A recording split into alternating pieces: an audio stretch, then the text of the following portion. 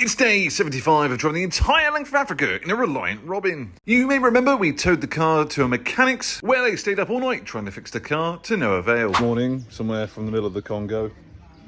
Car is still immobile and there's no one here.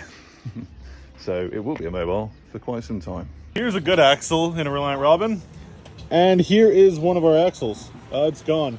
So we're gonna figure out some way to weld it, to extend it, but it's about to get real Africa. The mechanics returned after working late the previous night and attempted to weld the differential to the axle. Now, this was by far the most African bodge job we've had as of yet, which made myself and Seth incredibly nervous.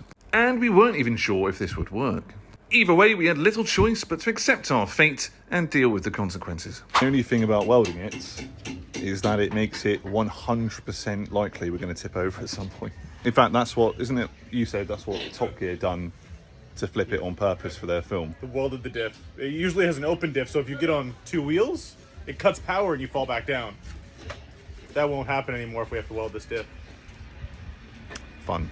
Somehow, against the odds, and 24 hours later, we were back on the road. We were not so much driving Sheila as negotiating with her. Sheila now had about 30% more noise, which is how I describe Ed Sheeran's latest album.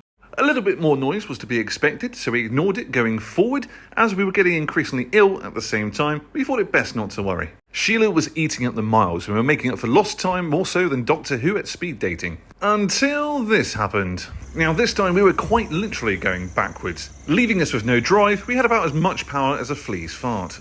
This time we only had a working car for about 4 hours. Familiar scenario, chaps. The exact same thing's happened again. Day 2 in a row.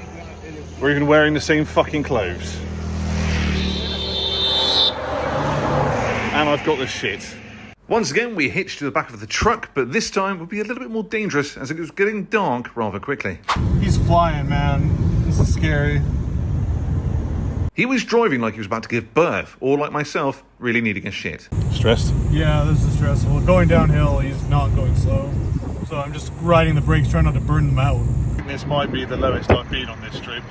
We've had so many breakdowns and so many turns, twists and just unnecessary things happen to us. And I'm shitting myself, I've got a headache, I feel dizzy, I've not eaten anything, I'm scared to eat anything. Now we're getting towed by the fucking truck from Fast and Furious 8, or whatever the fuck it is.